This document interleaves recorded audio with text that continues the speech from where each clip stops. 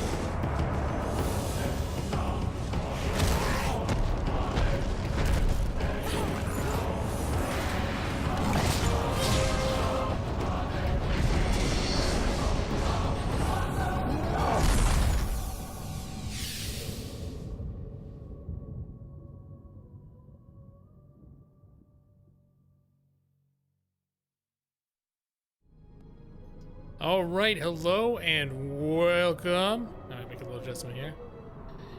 I realized last week that the background music in this my little intro video was running a little bit noisy, so I'm turn it down just a little bit. So yeah, Keith, that was the original. I think that was the original trailer, like when it launched. In fact, that might have been the opening cinematic to the game when you booted it. I can't remember, but it was from the original launch. Like, because I know that even with Burning Crusade, they had a whole separate one, and they all look great. Like, you could even go back. Blizzard just is great with cutscenes like that. Their cinematics. You go back to even like I remember Diablo 2, which I think was 1999 or something, and all of their cinematics were just fantastic. Even then, they had a touch with it. Why'd they do a live action movie instead of doing one of those animations? I don't know. The animations are pretty awesome. I think they wanted. My guess is they look at movies like Lord of the Rings and they feel like they're not going to be taken as seriously if it's entirely animated. That's my guess. That it's not considered big time Oscar-worthy Hollywood unless there are real actors giving real performances in front of cameras. So that's my guess, but I don't know if they could have done something better CGI. I mean, I don't know if the movie could have done better. I think it's possible they could have made a better movie, but yeah, no, I agree. There's just something. It's almost a little bit jarring sometimes when you see the real actors being portrayed in something that's not real, like when they're all mixed in with super fake CGI all around them, but there's real people in the middle of it, or the CGI has altered them in certain ways to make them look more fantastical. Sometimes you might as well just make it all CGI. Exactly, Gun Kid. Or just even that combination, like especially in HD, I've started to notice more like in 4K, which I haven't seen too much of.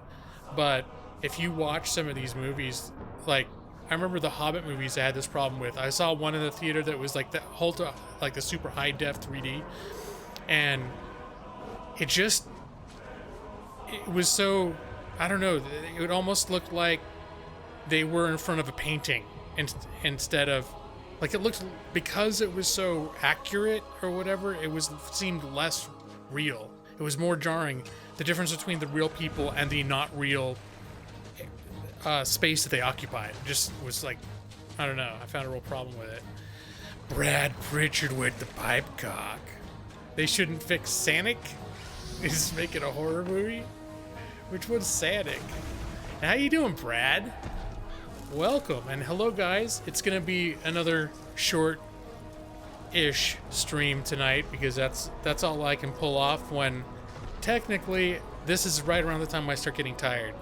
Like, if I was just laying back watching TV right now, I'd be asleep in about 5 minutes. But I thought Thursday, might as well hang out. Lawyer's not staying up till 2 a.m. Not when I gotta wake up at 5, Brad. This is the new reality. I'm adjusting to it fine, but I gotta say, there are gonna be no streams where I stay up till midnight. That's just not on a weeknight. That's not gonna happen. All I can do is, what I've been trying to aim for is trying to get home and be ready to stream earlier. So like maybe I could start at 6 o'clock and do a 6 to 9 or something like that to try to my time anyways. It might be too early for you Brad, I'm not sure. But so far it's just like I just have things to do. Like I have to run errands after work. Today, these are my brand new these are my glasses that I got just for working at the computer, because I was it's like the perfect wrong distance for my regular glasses to see distance, and the computer would be kind of blurry. And then the bifocals actually were, because I'm sitting in front of a computer all day long now, like in a sustained, very intense fashion, more so than I was before. And also when I used to work at home, I had all set up so I could just lean back, and so the monitors have usually been kind of far away from me. So now that I'm at a job and I'm sitting like in correct posture and ergonomically working at the desk like a normal person, I was finding my eyes were really strained. Like I had to go like this through my bifocals the whole time, and it's just getting to be a pain in the ass. You know what, Gun Kid? Yeah, they are. I mean, I call them computer glasses in the sense that I got lenses. Like I can't go walk around in these glasses, but I have lenses that are sort of like a middle distance to basically be optimized for the distance like a computer monitor would be, rather than like a book or something you hold closer. This is well, it's actually it's progressive. So I do have regular bifocal like reader lens on the bottom, but the top only goes out to where the focal point is maybe 3 feet. So if someone walks, I go on the other side of the room and I look at them, I go cross-eyed. So, but these do actually, this is something I didn't know, because they're like, oh, would you like blue light reduction? And I said, is that going to mean I'm going to have to wear yellow glasses? Because I don't want everything to be yellow. And they said, no, part of like the new high def lens technology is you can filter out the blue light without color tinting. So I'm like, okay, put that on there. You got 2020, you're just waiting. Yeah, I was 2020 when I was younger. It was probably when I was pushing 30. And this is after years of like aggressive PC gaming a lot, that I started noticing the distance was the problem for the most part. Like seeing further, driving, looking at street signs, and seeing things across the room. Everything started to get a little harder to focus on. So 2012, oh yeah, like lower numbers are better, right? You had 2020 till you were in 3rd grade? No, I honestly, I think it is it's maybe my eyes are just going to get worse, but I feel like it is my love of PC gaming that led to the deterioration of my long distance vision. Say it's gonna ruin your glasses. It'll ruin your eyes if you stare at that computer screen all day long. So maybe it was just gonna happen anyways. But it seemed like there's a correlation between when I, as an adult, got more into PC gaming, and when my long distance vision started to get weaker. You see an object as clear at 20 feet as the average person does at 12. I never knew what those numbers meant, Madros. Okay, yeah, that's I'd never heard that actual like explanation before. That's cool. That 2020 was the bottom line. No, 2020 is normal. It's average, but there are people that have better vision. See. Oh, that was after getting LASIK. Huh. I've thought about doing that. Here's the stupid thing. And maybe someday I'll look into laser surgery, but the stupid thing is like, after I started needing glasses and after I bought my first pair of glasses, it's almost became like my facial hair. It's like the glasses are an accessory that I've gotten used to having on my face, and I kind of like the way that I look in glasses, and when I'm not wearing glasses I feel like I look weird. So that's one I almost get excited each year, because insurance, you get coverage for like a new pair of glasses every year, and I'll get excited about like, oh, I'm gonna go look for new glasses and see, you know, what looks good. And we went to the glasses place last weekend and I was trying all these different ones on, like, oh, this is cool. I'm not, I haven't weighed myself in a couple months. But thanks for that, Keith. It could be because I'm a lot more physically, ever since we moved here, I'm a lot more physically active than I used to be. And not that I'm not like working out or anything like that, but a lot of walking is built into my general lifestyle now. And also what I've taken to doing at work, since I started my job, I've been working for 3 weeks now. There's actually like a forest walking trail that runs right behind the property of where my work is. It's part of a network in this area of walking trails that goes for miles and miles. And so I take my for my lunch break, I just go for a walk. Like, it's funny because when I worked last time, I worked an actual 9 to 5 with breaks and stuff. I was a smoker, so time budgeting was real tough. But now it's like I feel like I have a lot of time on my breaks, so I actually push my morning break late, and I eat my lunch at that 15-minute break, and then from my lunch I just walk out and I walk around the forest for like 20 minutes, and then I come back. So, and then my regular commute involves walking and stuff too, because I'm walking to and from. We're doing like the rail lines and stuff, and so it's not. I've just, in general, I think I'm in better shape than I have been. But the last time I weighed myself, I was the lightest that I had been in about 5 years, and that was about 2 months ago. So we'll see where I see. Conversely, since I started working, I've been eating worse because I don't plan. It's like I haven't worked that routine out yet, where I'm planning meals. It's just like they serve food. I can go into like the break room and there's food, and that's what I'm gonna eat when I'm working, because I don't want to be bothered. I don't want to spend another 20 minutes preparing my lunch in the morning. It's like that time's precious to me.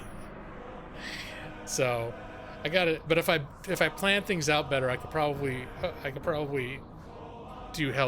make healthier choices and without too much labor. I just haven't worked out my routine yet. So, Alalie Hernandez. How you doing, Alalie? It is delightful to see you. You're in Apex game? You mean you're playing Apex right now? Let me see. Well, also, my face is still pudgy. It's definitely, and part of it too is just camera angle. Like one thing that's happened is I've raised the camera, because just since I got these glasses, because of the way the lenses are, if I was like, I'm experimenting with my monitor and I have the camera in front of my monitor. So part of why I might look a little thinner is just because I'm looking up at my camera, like, you know, like, hey, what's going on? You got my good angle here. So like if I look straight on, it's like, oh yeah, there he is. There's fat again. It's like, there it is. And if I lean back and I'm like this, like, yeah, okay, there he is. I'm over accentuating it right now. But when I'm like sitting up and the camera's just a little bit ahead of me, there's these little, if you ever notice like people doing selfies and they're always like, they're always doing this like, oh hey baby, like looking like this. It's because they want to hide the fact they maybe have fat, like double chin or something going on. If you shaved, you'd look like a thumb. Yeah, I definitely feel like, see, here's the thing is let me see. I'm trying to think if I have, no, I don't have it near me. But like when photos get taken of me, let me see, hold on, let me get my license. I think I got my license photo.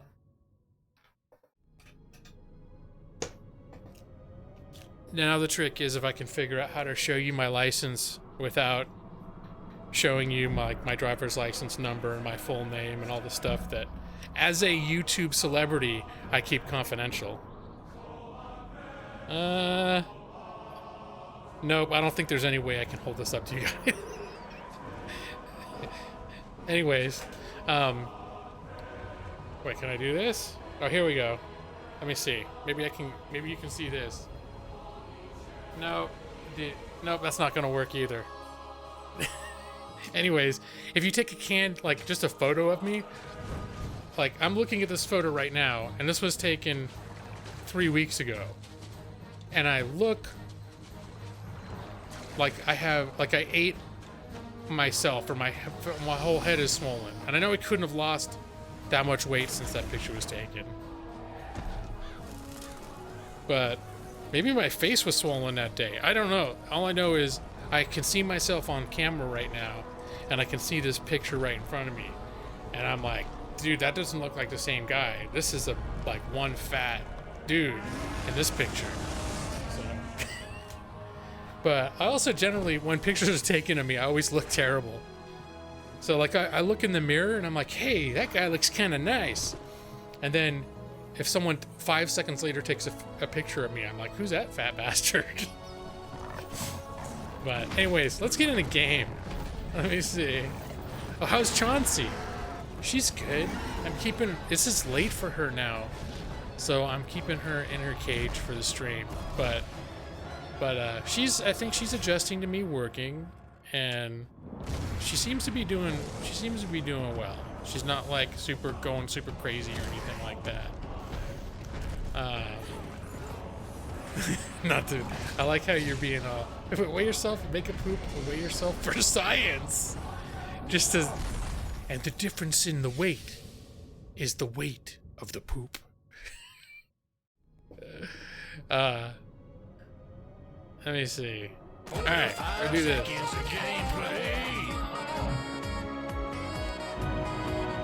So this is, I'm going back in as Lawhawk. The blood elf paladin that I made. I've mostly only been playing this game on stream. Glory to the Sindori. It's only science if you write it down. Yeah, you have to keep records and like control and experiment, and so what would the control would be with poop and with I don't know. I don't always know exactly how to translate scientific method into something like that, but you know, I'm sure there's some science to be done with that proposition.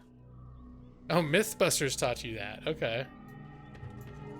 No, definitely science only works if you have data points. If you have points of data to compare. And that's how you measure, like, if anything's happening. So yeah, this is weird, these glasses. I literally got home about an hour before I started my stream and wore these glasses for the first time. And everything looks so much crisper, but at the same time I feel slightly cross-eyed. And I've heard that's normal. It's just I've never worn glasses with this sort of prescription with designed to be focused on like computer monitor distance. So my eyeballs are very confused right now. It's like everything looks great, but I want to crawl out of your head right now. That's what my eyes are telling me. You're currently checking density differences in broccoli chicken poop and eating a full pizza by myself poop. Do one-off anecdotal and no way definitive tests. Yeah, I like what they do. But mostly, it seems like most of the stuff they do is they see things done in movies and they just try to see whether it can be done in real life without, without being fake. So, which is, you could call that scientific inquiry, but it's not necessarily consistent with the traditional scientific method. Unless well, I don't know. I'm not sure how to articulate it in terms of control and experiment, but let's see. You're gonna have to get used to the new focal. Exactly. I mean, I actually, as soon as when I put them on and everything was real weird, I actually did a search, being like, because the first thing I noticed is it seemed like my computer monitor, which is flat, it seemed like it was tilted back or forward. It seemed like it was crooked, and I was like, what the hell? And I kept trying to adjust it to compensate it, and I would look out without my glasses, and I'd be like, oh, it was straight. Like everything just looks tilted in a weird. Well, it's not like flat in front of me. And I was like, well, am I gonna have to wear the glasses like tilted too? Maybe that'll help. Hey, Avery, for the Horde. Hey, how you doing? Thank you so much. Hold on, you're gonna get your nice little pipe cock is coming. And hello, Mijou. And well, what I read was that if you're wearing glasses that are not like anything that your eyes are used to at all, there it is. For the Horde, Pipecock salutes the Horde. Thank you so much, Avery. And it's nice to see you. Let me see. Let me put that up. But yeah, they like the articles that I immediately saw said, especially because I have astigmatism, and they said that astigmatism in particular can be, your eyes can have a hard time adjusting because your brain is already adjusting for light being processed in a weird way because of your astigmatism. So when you throw more curveballs at it, your brain gets really confused about how to process the image. And they said you'll get used to it, and all these articles saying don't give up on your glasses just because everything looks funky. Yeah, I didn't know what I had, but I just knew that, like, for example, I couldn't go to the store and buy readers if I just wanted to see something better to read. And I was like, why is that? Or like, yeah, it's because you have astigmatism. If you want readers, you have to get prescription, because otherwise your eyes aren't going to know what to do with it. Your brain's not going to get the right thing. So. Popcock. Avery's going to bed. YouTube gives you a free super chat. Oh, I didn't know that was I didn't even know that was a thing. That's from YouTube Red? Well, Avery, thank you so much for you had one super chat to spend that you spent it on me. That's very touching. I feel really weird lately because I've been on here so little and so sporadic since my move, and then since starting my job 3 weeks ago. But I am doing my best to make sure that I'm still here. I'm still connected. I'm still trying to work out whether I can do a regular schedule or not. It's all kind of like when I can fit it in.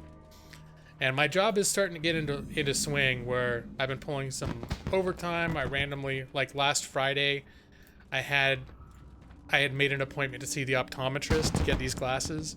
And all of a sudden that day at work, I was like, oh, I've got all this stuff to do and I have to stay till it's done now. And I ended up staying 2.5 hours late, which is fine. I get paid by the hour, so I'm not bitching. They paid me a lot to stay those extra 2.5 hours, but it's still like, I had to cancel my optometrist appointment because it's like, well, I just gotta stay till it's done. Yeah, it's nice to see you, Miju. I know we met it at VidCon, and I know I started following. Am I saying your name right? I think it's Miju, right? We met at VidCon, and I started following you, and I know I hung out in your chats a couple of times, but there are a lot of people who. There's just so many people on this platform. You just lose track of people. So you're one of those people that I was like, I remember hung out in your chat a couple times, and I'm like, oh, she's pretty cool. Okay, I thought so. Yeah, I mean, I think we met. It was one of those times when there was just a ton of people, and it was like, oh, hi, I'm this person, and I'm this person. But I remember meeting you, and I remember making a point of, following you, and you've been on my radar since then. Yeah. In fact, now that I'm thinking about it, did we even meet? Were you at the streamer house? Because one other thing that I did was, but I didn't go for the whole VidCon. That was in 2017.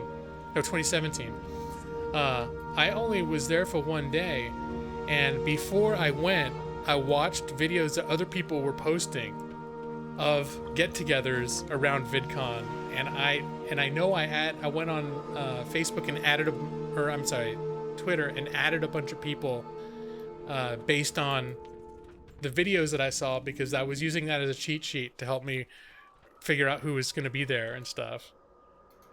So, but I feel like I did meet you in person as well.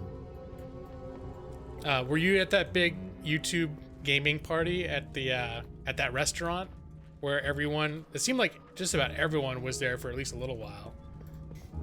The dark times will pass. Okay, I probably met you there, if not at the streamer house. There were a lot of people. I hung out at that streamer house all day, the one where like Game Dojo and Lucifer, and there were a number of people that were staying there. We will have justice. Oh wait, I need to get.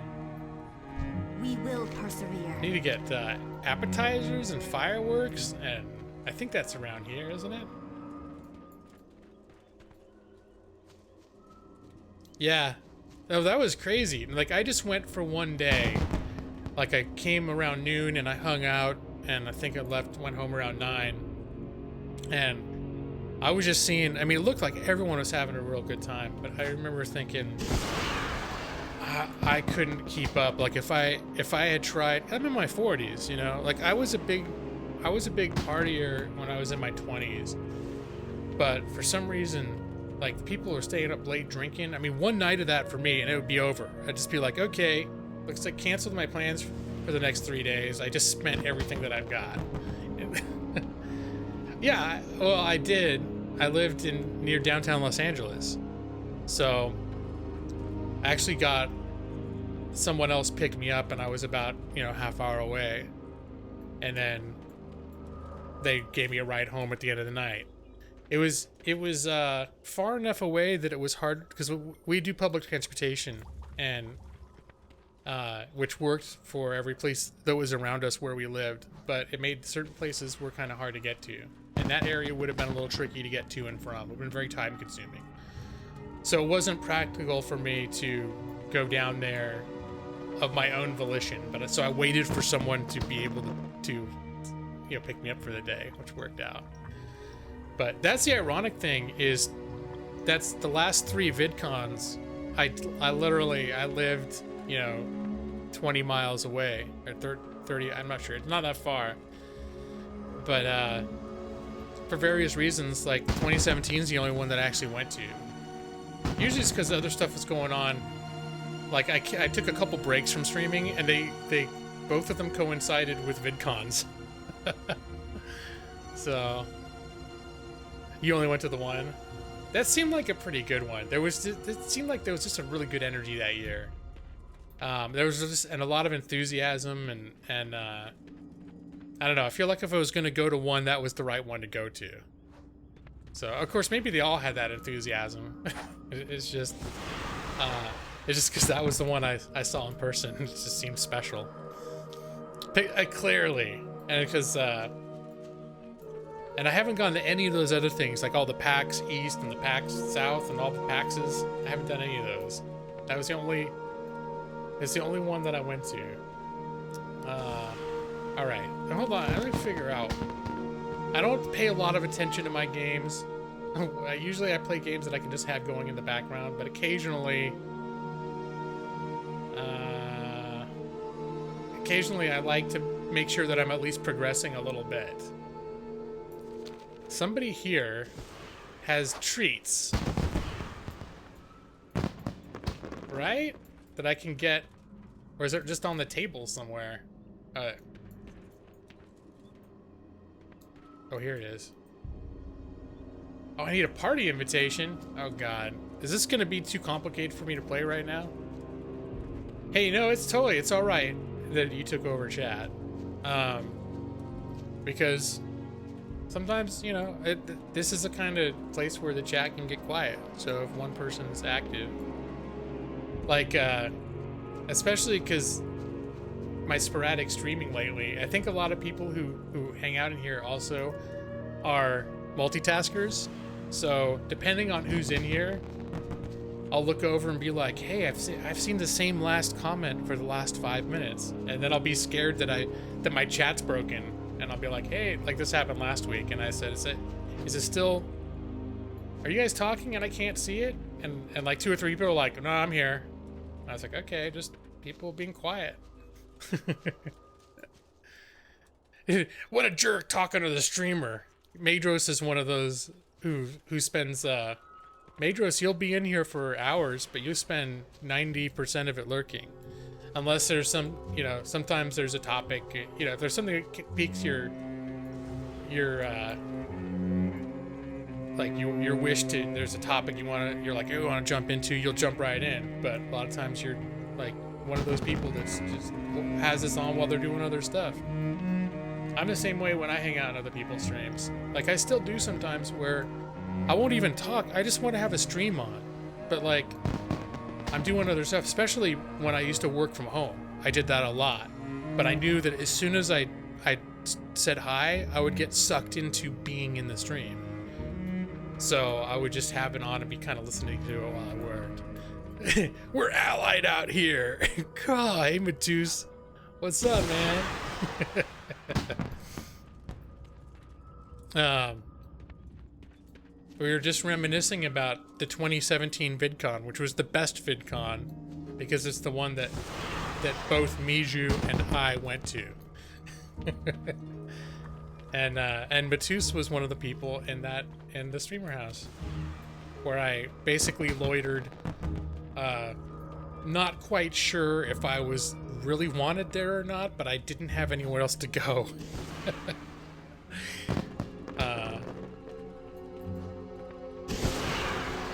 Okay, hey Hassan, that's right, you did go to the 2018 one. Yeah, I was just saying that maybe I thought 2017, because I think 2017 was the best one, and I was like, well, maybe it just seemed like it was the most exciting one because it was the one that I was there for.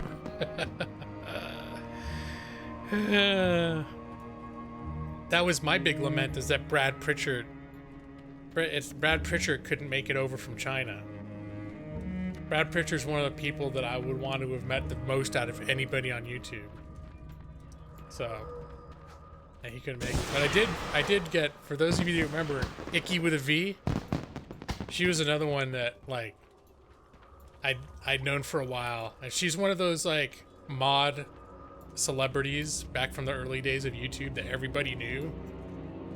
And I remember, like, oh, I got to meet Icky with a V. It was this big special moment.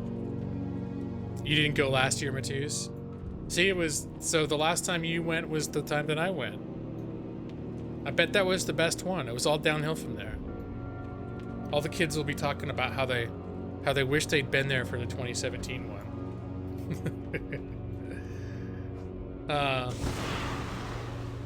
Oh yeah, 2016. That one did. I followed that one. And I remember in 2016, that was again, I was taking a break from streaming at that point, and so I felt a little bit out of the loop. Or I felt a little bit like if I showed up, it'd be, I don't know. I felt like I was not actively participating in the streaming community, and that I didn't have as much right to be there as some of the other people. Of course, there are people that went there that didn't stream at all. They just hung out. So that was stupid, but yeah. I remember watching videos of that 2016 one and thinking like, oh man, I should have made arrangements so I could go. 2016 made you jealous, so you went to 17. Yeah, that was, and even in 2017, I kept being like, I don't know, I have to work, and it's like hard for me to get over there because we don't have cars and everything else. And basically, I think everyone sort of talked me into going. And then I was also, like, I remember talking to Dark Jake before. I was a private messaging Dark Jake, and I was like, there are a lot of these people, I don't know, I like them, but it's like, I don't know them that well. I was nervous to meet everybody in person, especially some of the big streamers. You get starstruck, so it was like, I remember meeting Game Dojo, where I was just like, and Game Dojo he was exactly what he seems like. I mean, it wasn't, he seemed cool, but I remember being all like, oh, it's gonna be, what if they don't like me and stuff? And then, of course, at that time too, I'd never done face cam, so I was self-conscious, and I was like, oh, I'm not like beautiful like all the other, like all the established streamers. I'm just a radio. I always said I'm a radio personality. You listen to the gaming lore. You don't need to see this shit. That's what. Oh yeah, they were pretty chill. I don't really have. You know what I wish though? I wish Kane Gaming had been at that one. I think that's right when he moved to Twitch. Because there were some of the streamers like Stat. I never really developed a rapport with because he always streamed in the mornings, and I could never make it to morning streams. But I spent a lot of time in Dojo streams and in Kang streams, and they were used to seeing my name, and they all knew me, and I had a lot more kind of channel interaction between them. So, well, I've kind of gotten used to the face cam. We were talking about this earlier, that I've gotten just the right camera angle. So it's like if you look here, it's like, oh no, it's too fat if it's too straight on. But no, I got the right, like when people are doing selfies and they always have that one exact angle that's like a little bit of up and to the left, and they're like, hi. Used to like Dojo, where he got so big, and now he's too uptight. I do not have any issues with Game Dojo, and I don't have issues with anybody whose style changes when they get big, because they have to. That's how I feel, that if you're gonna get big, it is gonna change. It is gonna feel different. There's no way for it not to. And I know when I go into Game Dojo streams, I still feel very, by and large, that he is still the same dude. And it's like the same. It's also, if you notice, it's the same people who hang out in those streams. You'll see the same names that have been there for 3 years. So in a lot of ways, I feel, given the fact that he's grown so much, he's remained remarkably like true to what he was. It's just, you're naturally gonna have to change. If I grew that big, my channel would be different. I'd be different. Just because, I have maybe 5 to 10 people chatting in my room at a time. So it's naturally, if there were 50 people chatting in my room at a time, it'd be a lot different. And I'd probably would be a lot more stressed. I'll be honest. I'd be uptight. Like all the little kids, like I tend to get people in here that are more mature and they're just more reasonable in the way they communicate. But when it's all that like, shout me out, say my name, he's a streamer, play Roblox, blah, blah, blah, blah, blah. There's some part of me, because I've had a little bit of taste of that, and it's like, just like I wish less people watch me and just the ones that I want to be here to. I just want the people that I want to be here to come in. No, I don't want to play Roblox. No. You look fine. Thank you, Hassan. Well, I've gotten more comfortable with it too. I've been doing webcam for like, what? I think it's been like a year and a half. For the most of my channel, I wasn't, but finally was like, yeah, I'll do it. Because if you're a streamer, it's just one of those things that I think you need to do. And that's what people kept telling me. You're connecting with people live, and it's better, and it doesn't matter what you're afraid what you look like or what. It's just people will feel more like they're having a live connection if they can see you. So let me see. I know I'm missing comments here. All you would have to do is be recognized. Yo, talented justice. When I went to that VidCon, that's where I had my gaming lawyer shirt made, because it was the only way people were gonna know it was me. So I just run around to people who I'd known for like a year and a half, and they look at me like, "Who are you?" And I point at my shirt, and they go, "Oh, gaming lawyer."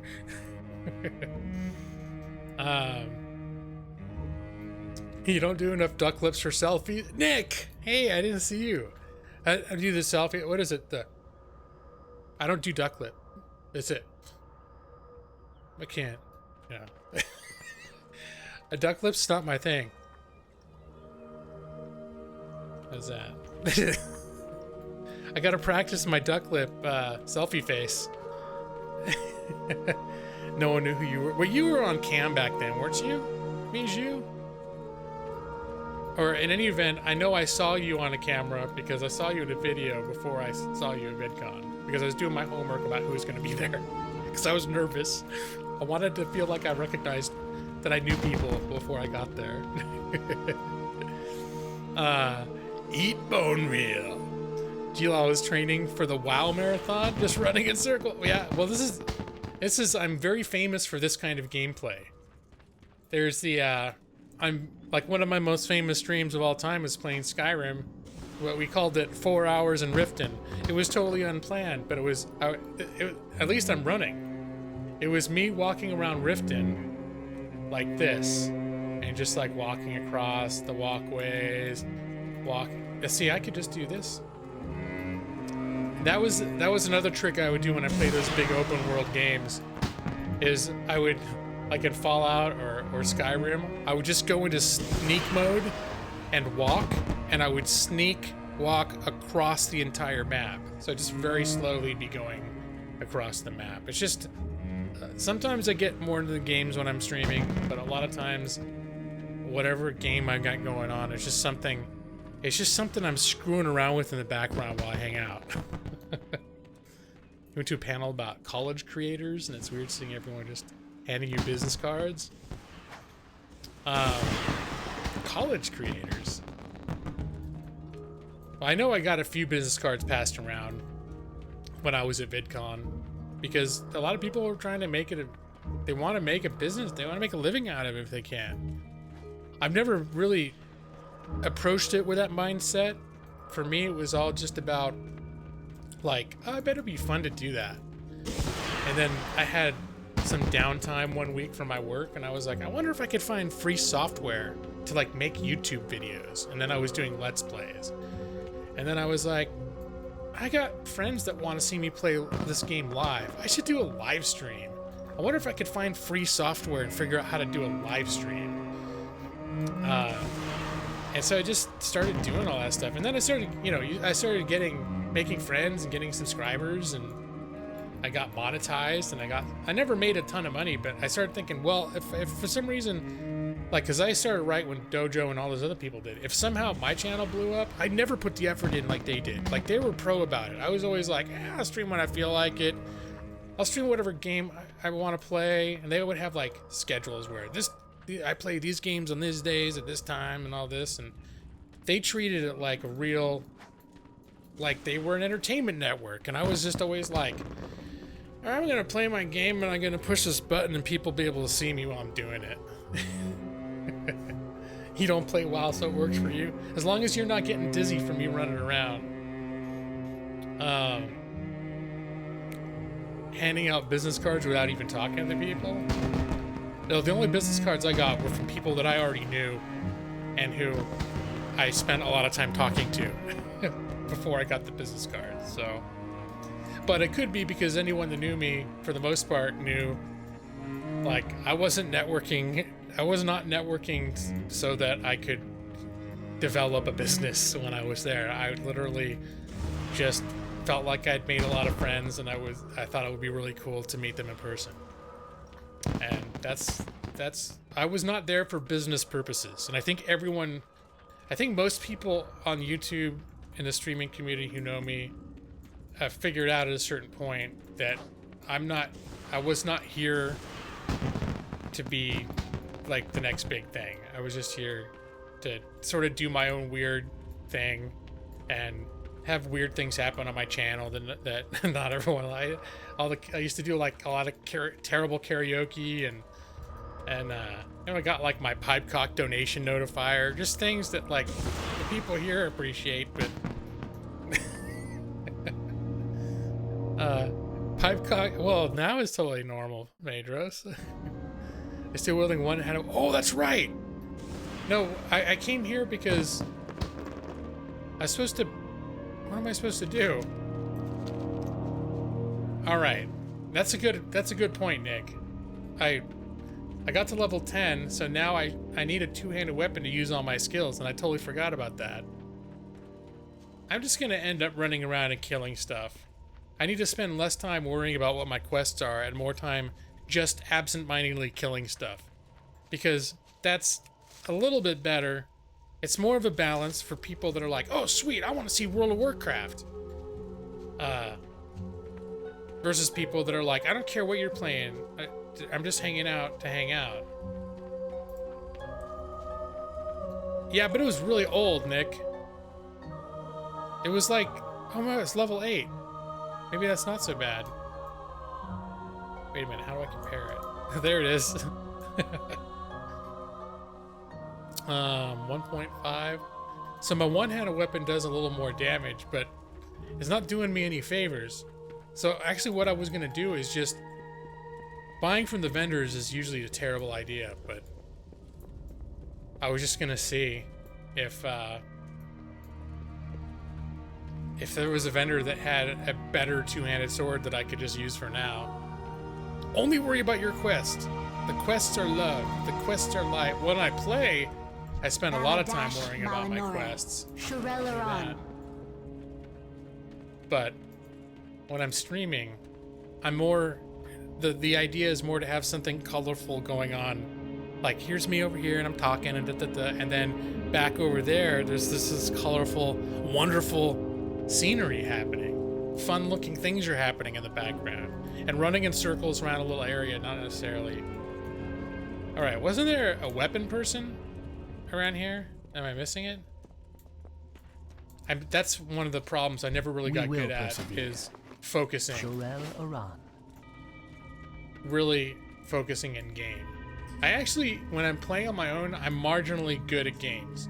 And I'm relatively focused, and I get stuff done. But you would not know that if you've hung out with me for the last 4 years as a streamer. You gotta go to bed with instead of getting dizzy. Okay. Was it because I ran in too many circles? I think I stopped doing that. But if you gotta go to bed, I understand that too. Thanks for hanging. It was nice to see you. You played WoW opening day. Went Leathercrafter, turned your way up to the only person on the server who could make shoulder pads. Oh my gosh, jeez. You hit the gold cap? I didn't know that was even a thing. Now I still remember I'd been playing for a month or two before I had actually saved up, like I had a character who had more than a gold. I just remember that being a long time before that happened. I think they changed the balancing a lot. Excuse me, the progression a lot from that time. But the first year or so, like, oh, everything was a lot slower going. That's why I'm curious to see how people, if they replicate that in Classic. I'm curious to see when the hordes go in thinking, oh yeah, I'm gonna be retro, and I have a feeling most of them are gonna be like, this is bullshit, man. I've been grinding for 10 hours and I only have 50 silver. So, well, Oh, it's in the millions now. Okay. So there still is one. The cap has never been a concern for me.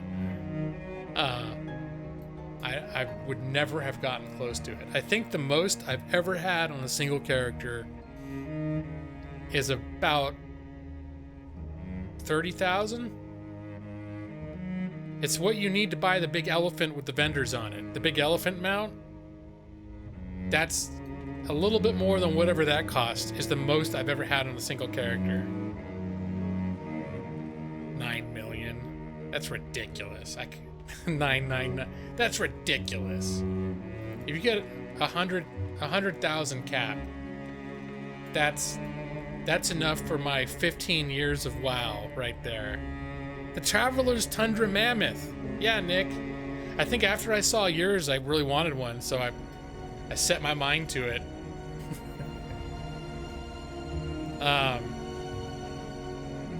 Is that the one? Wait, they only raised it. Oh, the cap. Okay. Your brother played this since launch, and he got still. Yeah, same here. This is the same account that I've been playing since 2004. I bought the game it was released on like November 10th or something, and I bought it on Thanksgiving weekend. And it was actually hard to get. Like, it was sold out in a lot of places because I waited to see the reviews, and the reviews as soon as they came out were like universally like, this game is really good. This is like, if you like MMOs, it's a no-brainer. You gotta try it. You gotta buy it. And I was super hyped, and I got it because I thought I didn't like at first the art style. I was like, when I saw the game was on its way, I was playing EverQuest, and I was like, I don't know if I like the weird cartoony style. But if it's something about the first time I actually played it, and it played so kind of smooth compared to other, like MMOs were always like stiff and janky, and World of Warcraft's the first one I played where I was like, wow, this thing is just running like, it's just smooth, it runs like a dream, it just feels so polished compared to the other ones. But, oh yeah, I was looking for a weapon person. I don't think I have not stayed focused though. Okay. She's an innkeeper. That's trade supplies. You don't have weapons. What do you seek? Gonna use a fishing pole. Remember the sun well. I thought there used to be a weapon vendor back here somewhere. Oh, he's level 100 right now. I think, what's the level cap now with Warlords of Draenor? Is it like 115 or 120? I only have, not Warlords of Draenor, son of a bit, Battle for Azeroth. It's not 150 yet. I know it's not that high. But I'm not sure what it is. Nope, I don't have any heirlooms. I haven't had a character at level cap. The last time I had a character at actual level cap, I'm trying to think. I know in vanilla I did before Burning Crusade. I must have been at level cap at some point. Maybe during Wrath of the Lich King. I had somebody at level cap, but I very rarely have characters that are anywhere near level cap. Like right now, I don't even think I have a character that would be eligible to play Battle for Azeroth. We're still in Legion. 120, okay. Heirlooms are for alting, not level. But don't you have to be... That shows how much I know. But don't you have to have a character that's high up in order to get the heirlooms to give to your alts? That was my maybe inaccurate understanding of heirlooms. That somebody had to break through to a top tier first. Food by the Fide Contreras! You have 19? You canceled your sub in January? Oh, I always... Most of the time I'm not subbed. In fact, I actually on a whim just subbed again a couple days ago because I felt like playing one of my characters that was higher level. And now that I have a job that's where I'm making a little bit of decent money at this point, I was, because you guys, anyone who, I'm cheap, right? I'm like always bargains and stuff, and I'm like about playing the free. I'll play World of Warcraft, but just the free part. I'm at a point now where I was like, if I want to play like a level 60 character or level 80 character, I should just fork up the $15. And if it turns out I'm not playing the game that much, I just won't renew the subscription again the next month. You just need some gold. How much gold? Yeah, my character is gold. Like, if you pooled all the my high-level characters gold together, at this point, we'd probably be in the neighborhood of 10 to 15,000 gold, which is a lot for me. But I even know where you get heirlooms. But obviously, I'm not too perturbed about it. You know what? I might be more interested in it now that they've made leveling actually hard. Because I think before, leveling was so bam, bam, bam, bam that I just was like, I felt like I was leveling too fast already before they did those adjustments like a year ago.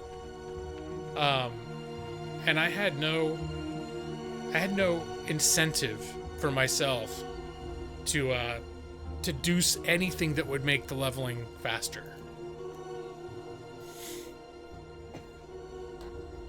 Oh, 500 to 1,000. So I am not prepared. Hey, Maxie. I'd have to do some research into it then, and therein lies another rub: is when push comes to shove, I don't remember. It's just like it's just not on my radar, and so I'll just forget. Like, we're talking about it now, but I'm like, oh, when I'm not streaming, I'll look into that, and then I'll file it away and promptly forget.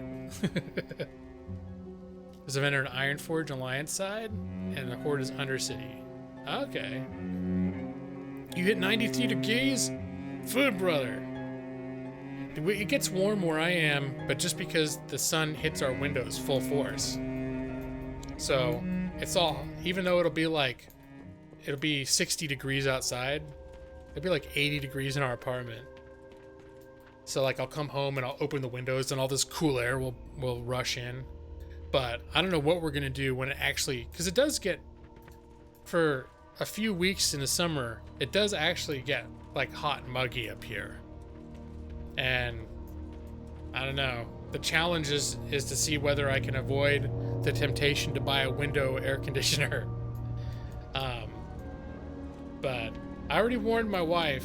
I said, if I get uncomfortable, I'm not gonna tough it out. I'm not that kind of guy where I'm just like, I'll just spend a month sweating and hating my life so I can, save $100 on electricity.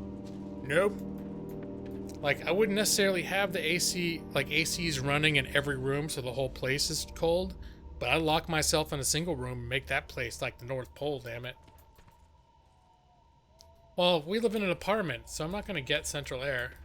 There's no, I was joking about that with my wife. I was like, because we were looking at, I don't know if it was Costco or some place where they had central air units, like an advertisement for it. And I was like, hey, look, it's a pretty good deal on central air. And she's like, we can't get that. It's an apartment. And I'm like, I'm sure if we offered to pay for it, we could work something out. And I was saying I would plan like where to tear the walls out and all this stuff. She's like, I don't think it works that way. And hello, Princess Soflogs. Here I am to help you not focus on your more responsible instincts to study. How you doing? How's the law studies going? I gotta say, Food Brother Feeling Interiors, you asked how life has been, and this ties into it. I've been at this new job now it'll be 3 weeks tomorrow. There's a lot to learn. I haven't learned this much stuff since law school. Like, honest to God. Like, and even in law school, I don't think I learned this much stuff that I immediately had to apply in a practical manner. It's just a big old complicated job with tons and tons of stuff to know and to know how to do. Oh, you gonna go tonight? Night? All right, Keith. Have a good night, man. It was nice seeing you. Nice hanging out for a bit. And hello, Alexander. The Great. Formerly The Great. How you doing, man? You want to trade weather? No, food weather. I like my weather. Oh, you're gonna lurk. Okay. That's fair enough. Do you need a lullaby? Oh, I forgot to offer Miju a lullaby since she specifically said she was going to sleep. The animal layers, it's gonna lurk with those eyeballs. But yeah, so I'm doing pretty good. I mean, honestly, the job I'm doing is real tough. It's sort of dominating. It's the center point of my life in terms of like my efforts and my focus, because I want it to work. And even though it's a long-term temp job, but if I can, I would like to demonstrate more than a long-term temp value to them. So I feel like I've been sort of inserting myself into where I can, sort of leadership type roles among the other trainees, and I've become the go-to guy and on certain things that I've learned that other people don't know well. And yeah, I'm kind of into it. But I'm still intimidated as hell because there's a lot more that I need to learn, and there's a lot of stuff I've never done before, and I'm worried I won't be good at it or I won't learn it fast enough and all that stuff. You don't feel like sticking your head in a crim law textbook right about now? You know, one of the things, Princess Soph Vlogs, that has been coming up with me a lot is I just moved states, and here, if you're licensed with an individual state. So I'm licensed in California, and I moved to Oregon, and I'm not licensed in Oregon. So in order to practice law like Oregon state law, I'd have to study for another bar exam. And I am so over studying for law exams, especially bar exams. They're brutal. I feel like I don't ever want to do it again. I would if I had to, I guess, but I mean, it so happens that the work that I found does require a license, but all they ask is that you have a license in any jurisdiction, because it's not an exercise of Oregon specific law. Yeah, Food Brother. I feel like the move has gone. It's gone really well, and you guys probably remember how worried I was before we went, because we didn't have jobs or even a place lined up, and we had some savings, but I was really anxious and freaked out, thinking it was sort of like the trapeze artist that swings from one and then lets go and leaps across, and the plan is that you're going to catch another one that's going to be swinging towards you right at the right time. And that's how you don't fall to gruesome, dismembering, mangling, crumbling mess on the ground. So I was pretty anxious about it. But you know what? In some ways, it's like I'm doing better now. At least right now, things are looking better for me than they ever have. And I think part of it was I'd gotten pretty comfortable doing what I was doing back in Los Angeles, and like that work that I was doing, it was nice. I had there were things I loved about it, and I could work from home, and I had flexible hours, and it was chill. It wasn't stressful, but it also didn't pay a lot, and the workflow would sometimes be spotty, and there were months where I didn't make much money, and there was stress, and in general, it was not a very well-paying job, and there was going to be no room for growth in it. What I was doing, it was what it was, and it was never going to be anything other than what it was. And so in a way, it's really worked out that I sort of got forced out of my comfort zone, and I had to scramble and try and find something. And that I'm grateful that my wife found a job and that I was in a position, and we still were, if I didn't find something, we were going to run out of savings eventually, but I had some wiggle room. So I was able to focus my job search on a strategically, it wasn't just like I needed anything I could get right now, which is somehow when I look for jobs in the past, it's been kind of like that. Like, oh my God, I just need something or else I'm not going to be able to pay rent. This time I was able to take my time a little and do more of a strategic job search and only apply to jobs that I felt would be good.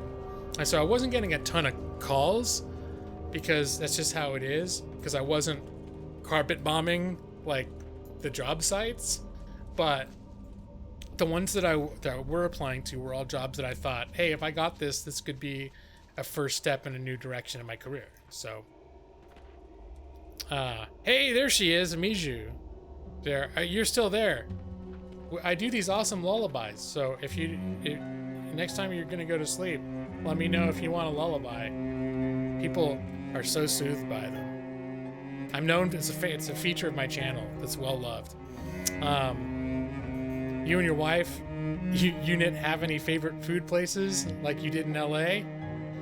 There are food places that we miss in LA that became our favorites. We have found some new ones though. You know what we like about Portland that's not in LA is there's all these there are all these food carts like little trailers where they sell they're like food pods, where it'll be like a block where they just set up a whole row of different types of all the different like Mexican and Thai and Indian and Middle Eastern and all these other food, and they've got these clusters everywhere.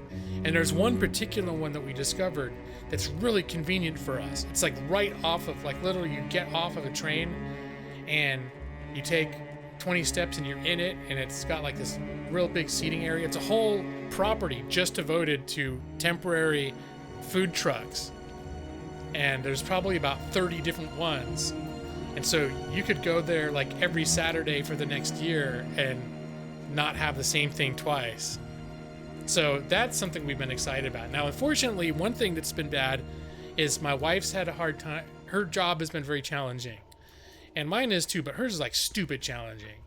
And it's because her company is sort of, they just took over the account running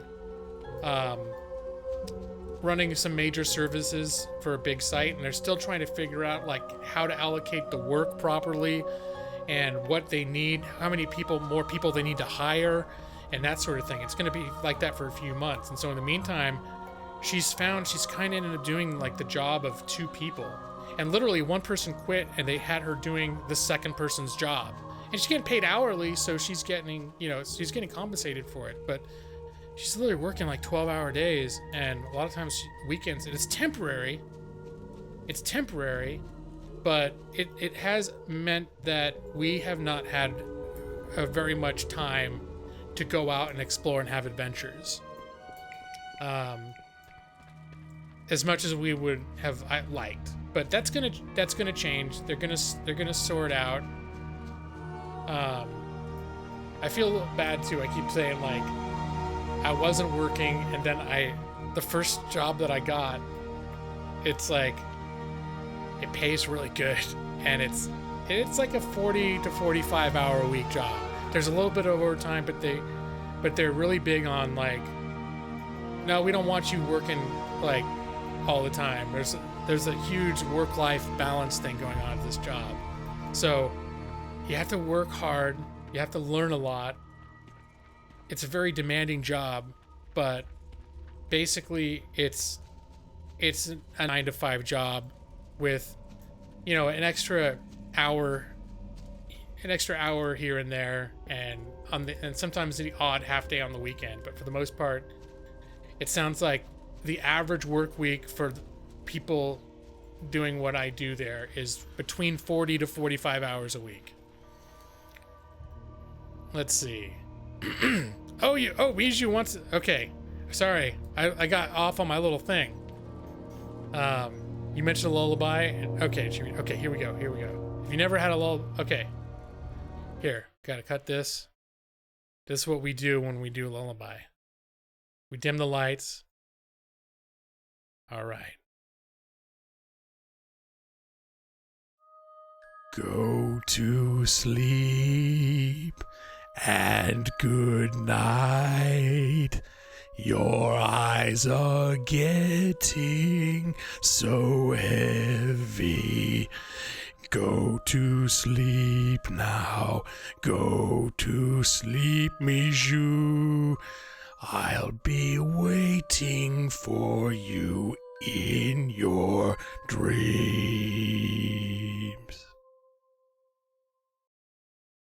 And that's a wrap. There you go. 45 seconds of gameplay. Perfectly relaxing, very soothing. Everybody loves it. My patented lullaby. Hey, Justin, man. Old Bill, just a singing sweet. Nightmares? No, you're supposed to be. Look, I'll be watching you in your dreams, and that's a good thing. It's, you know, you're safe. It's like getting tucked in. It's like having a guardian. So if you hear weird noises in the middle of the night, or you think you see strange shadows moving outside the window, that's just me. Don't worry about it. I'm keeping you safe. There's nothing sinister about it. Sheesh. Nightmares. Where do you get off? Where do you... Ah, nightmares. Come on. I did a beautiful thing. Everyone else loves it. I'm surprised half this chat isn't already asleep because of that. In fact, where's my... Usually there's at least a few people that instantly fall asleep. I bet Brad, he just couldn't make it to the keyboard.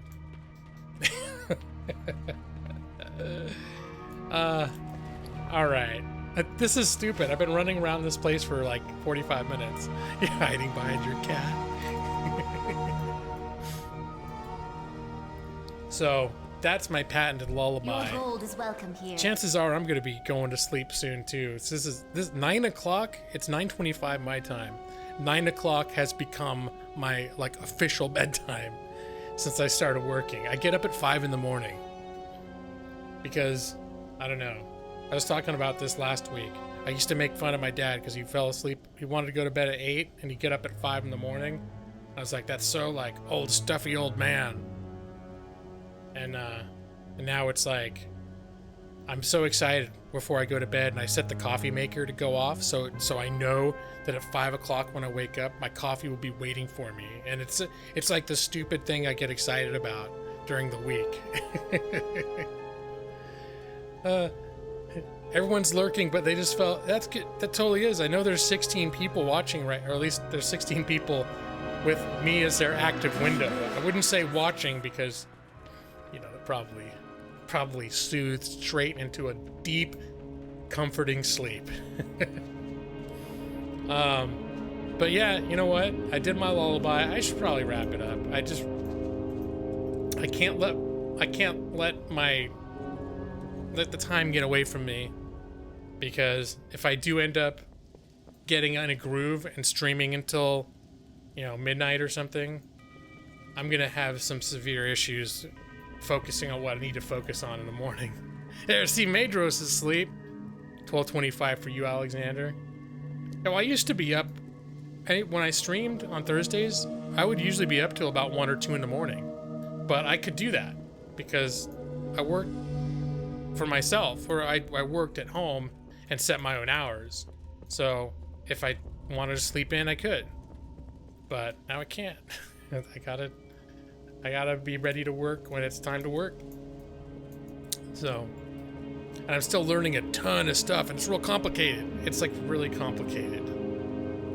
It's cool. I'm very pleased with myself that I'm actually learning it, and that I'm doing good with it. But it is, my brain is getting a workout, I'll tell you that. Should I get a two-hander? Okay. Let me see. Well, first off, Everything has a price. let me get rid of some of this junk. I don't need that. I'm just gonna get rid of... Am I even gonna be a cook? I don't think I care that much right now. Hey, this is an improvement. It probably looks really stupid. I'm gonna save that just in case things don't work out. The reckoning is at hand. Oh yeah. Look at that. Oh, that is something, isn't it? Okay, so we go from the noob armor, which looks pretty nice, to yo, got a ticket to the gun show. Can we do the yeah, baby. All right, we'll rock this for a little while. So, belly shirt. So yeah, I'll hang out, Nick. You always know how to get me to stay just a little longer. Victory lies ahead. With a most excellent idea. We're gonna go back to Silver Moon City. Farewell. And I'm gonna find a weapon vendor. I'm pretty sure the way that the economy in this game works right now is that if I try to find a player crafted sword appropriate to my level, they're gonna be charging 100 gold for it. Last time I checked for that kind of thing, that's the stupidness that was happening. It's not like it used to be when I started. For the horde! Showing some midriff, yeah. Look at these pale, bulbous arms. These big shoulders. Yeah, that's pretty special. I was looking through, because I have a server that's the characters that I play on my own time, like with my wife and stuff. Because I started a new server, or servers rather. I have a Horde and an Alliance server that are just for YouTube.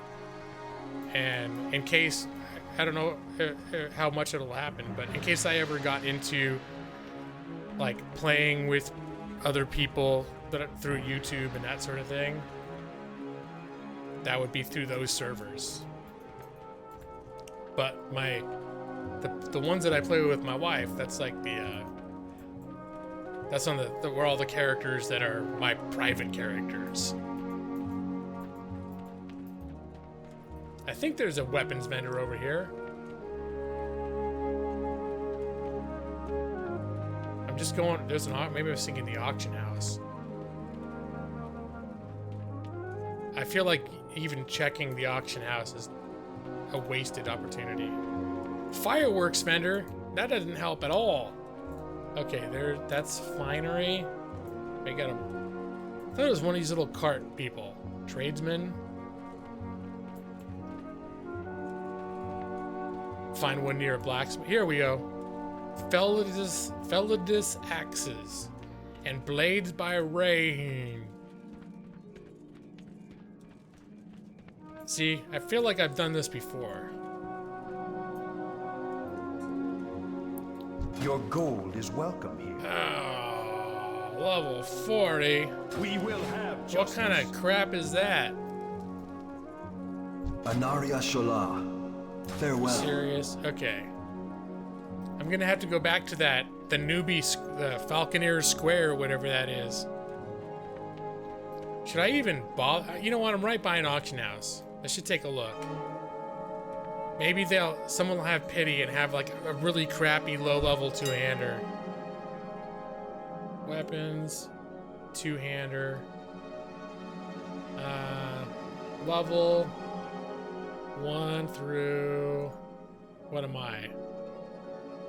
I'll just say 10. In?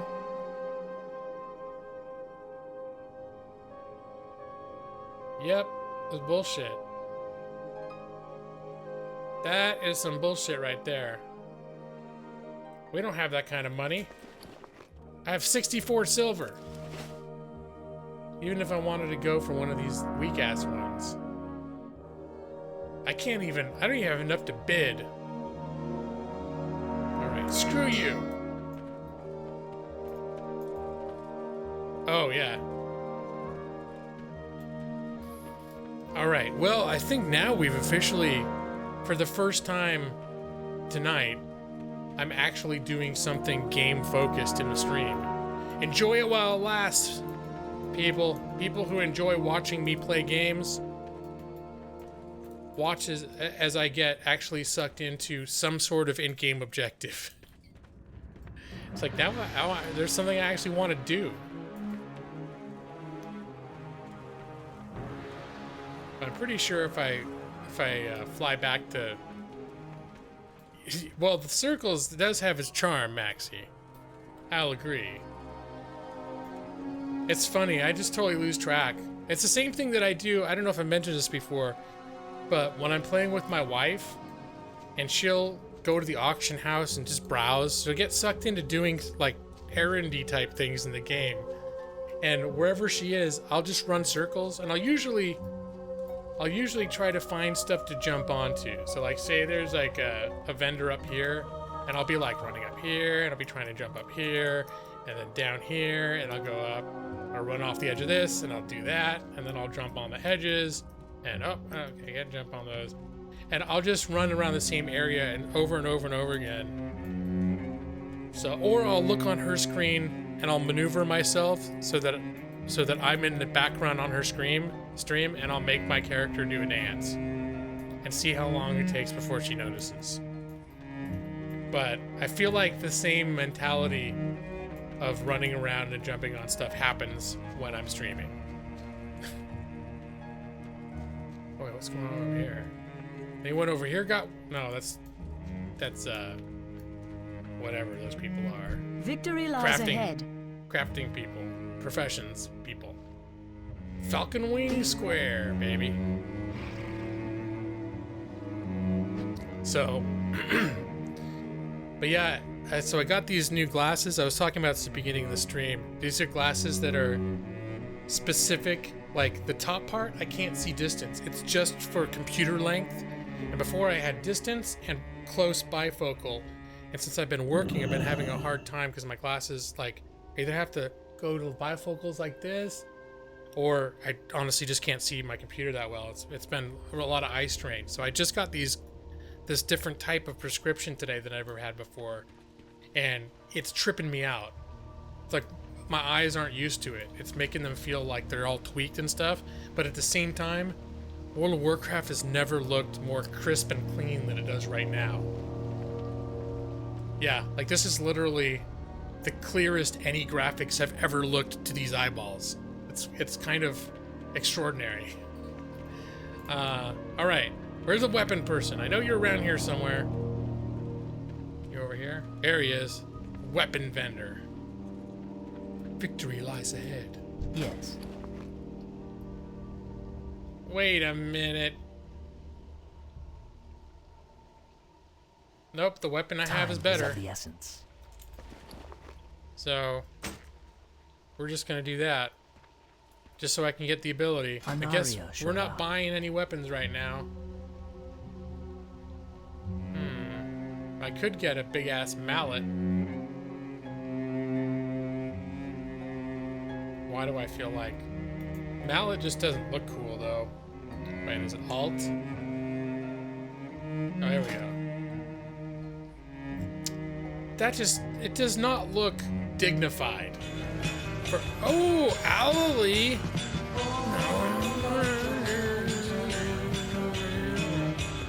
I did it, Nick! Thank you, Owly. Caw! Thank you for the donation. Oh, that was one thing I wanted to bring up, too. I think this is a real thing. I got a donation, or I got a notification from YouTube. This is, Allie, you reminded me of this because I wanted to bring this up to my sponsors. I got an email from YouTube saying that they're getting rid of the YouTube gaming thing. And everything's gonna be integrated into regular YouTube. And they said, you're eligible to transfer your memberships over to regular YouTube, which I don't know why they're making a difference, but it turns out they have different requirements for regular YouTube. So regular YouTube, you're supposed to not be eligible unless you have 30,000 subscribers. But people who got access to it on YouTube Gaming can be grandfathered in. But in order to activate your YouTube membership capability, you have to set up a perk, which I never really thought of doing before. So like, and a perk is just something I have to figure out what like sort of thing that I would offer to people who are sponsors that people who are not sponsors don't get. It's only for sponsors. And as a rule, I've said, if I ever got huge, yeah, I would think about doing like sponsors only streams and stuff like that. But as a rule, my audience is small enough and that I don't feel like excluding anybody in general. But that made me think, it's like that you can sort of come up with, there's a few rules, like it can't be that, like you can't do anything that's drawings, because that's sort of considered gambling. Like, so it couldn't be, hey, I'm gonna do a game giveaway and only my sponsors are eligible. YouTube won't allow that as an official perk, because I think they would look at it as endorsing gambling. But I was thinking about that. You think that would be a good idea? Having that's what some people did. Like a Discord chat, like a voice chat and other room where I could maybe try to make an effort at certain times, like maybe after streams, or God, no, I don't know when, but I would make an effort to hang out in the Discord voice chat here and there when, like after a stream if I could. Monthly hangouts on Discord, Coffee with G-Law. They had a few rules, and one of them was specifically that you cannot arrange one-on-one in-person meetings with people based on their as a perk of membership. And I was just like, what kind of oddball scenarios were happening that caused them to have a rule like that? It's like, what? I'm sure there's a story behind that one, but it's like, okay, well, I wasn't gonna do that, but okay. All right. Sponstitution. Hey, baby, you want to come get some hot coffee with G-Law? The woman was killed at VidCon? Is that real or chaos? Did she win a one-on-one meeting with her favorite streamer? And I'm sorry, I shouldn't laugh if someone actually died. I'm trying to think why that tie into like that story I'm not aware of. Set up Discord so I can send you a text to your cell phone via Discord. I promise not to text you 20 times per day. I appreciate that, Maxie. Well, there's a few people that, like Maxie and Nick, who I've friended in World of Warcraft, like on Blizzard. And so far, I feel like I've made judicious decisions on who I've allowed to be able to contact me anytime I'm playing World of Warcraft, whether I'm streaming or playing with my wife. Because no one has gotten weird on me that I know of. You drink a lot of hot cocoa. Oh, he was stalking her. So one of her fans killed her at VidCon? Was this last year? I didn't know about that. So I do remember when into the 2017 VidCon, when we were hanging out the streamer house, FoxyZilla was one of the people staying at the streamer house, and some dude showed up and was like, I'm here for FoxyZilla. And he wasn't a streamer, and the people who answered the door did not know who he was. And all of a sudden, like, it seemed like out of nowhere, 4 big guys, like, in the streamer house converge on the front door acting like guards. Like they're waiting for some shit to go down. And then FoxyZilla, like, saw who it was and was like, oh no, he's cool. And, I'm trying to remember who it was. Someone who hangs out in here now. Like, he's cool. And he's like, he legit is like a regular, like a friend, or I don't know anymore because I haven't been in her chat in a long time, but he was like it was Coodle. You know, guy, Cudal. It was Coodle. But I remember, and now it's like I totally know him, and it wasn't any worries, but I remember when he showed up. I wonder how freaked out or how weird it was for him. Because apparently he was kind of like expected. Like he was told that he could go there and stuff, but all these overprotective dudes saw like some guy showed up that they didn't know asking for Foxyzilla, and they're ready for some shit to go down. The story more ominous. That's one of the things I love about this area. That's why I started playing, is the music in this is like the Blood Elf home area. The music is so atmospheric and awesome that this part of the game was released in 2006. And a lot of times I will still play just so I can take a character through this area, and the art direction, it's like so beautiful and majestic, but at the same time, the whole point with these blood elves is they are beautiful and majestic, but they've been twisted. They've been twisted by like arcane corruption. And that's, I don't know if you know. And did I say hi, Princess Unicorn? I just realized you're in here. No, Pokefan was cool after the first year or so. Yeah, I was a little worried because I made friends with Pokefan on Steam, and then every day he'd be like, "Are you gonna stream? Are you gonna stream? Are you gonna stream?" I get messages constantly. "Are you gonna stream? When are you streaming? Are you gonna stream?" And I was like, "Oh, did I make a mistake?" So you can see this huge dead patch that runs all the way back, and it goes through the city walls and just tears a big ass hole straight through the city. Like, this is the most visible scar that something awful happened, and where that scar is just skeletons, zombies, undead. It's the most evident feature that lets you know that all has not been well in the beautiful land of Blood Elves. And hey, yo! You're hesitant to message G-Law on anything? You don't want to be a bother?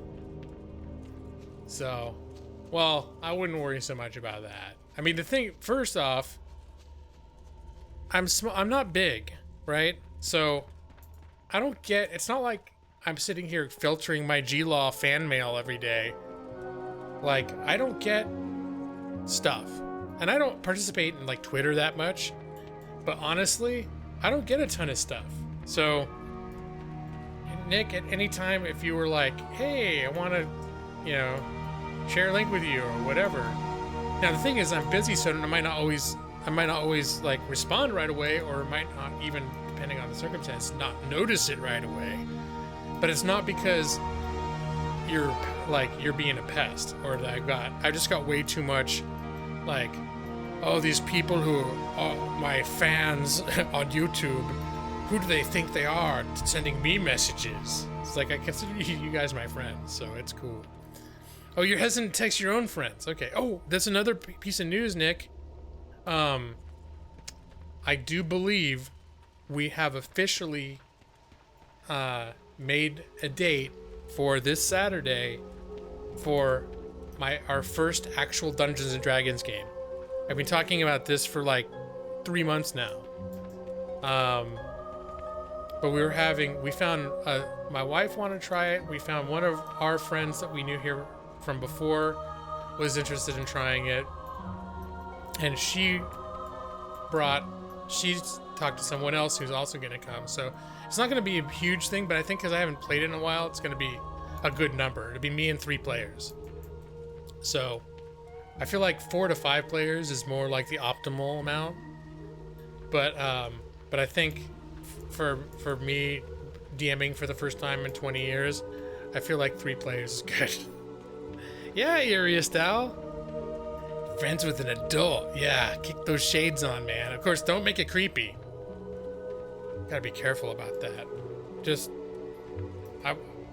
I wanted to be known that I wasn't specifically targeting minors when I said y'all's as my friends. But yeah, I consider you guys my friends. Even Arius Owl, who is not of age.